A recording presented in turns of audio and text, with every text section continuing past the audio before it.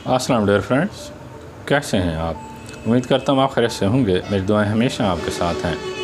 मैं नवी Tariq advocate law की information के साथ आपकी खिदमत में हाज़िर हूँ।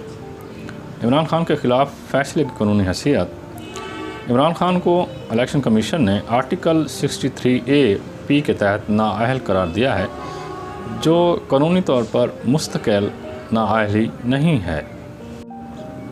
सुप्रीम कोर्ट के फैसले में ये करार दे दिया गया है कि 63A के तहत की गई नाअहली आर्जी तस्वर होगी।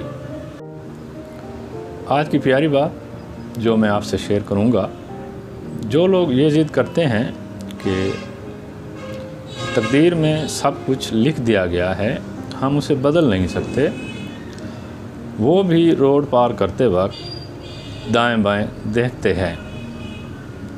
शुक्रिया। अपनी प्यारी दुआओं में मुझे याद रखिएगा।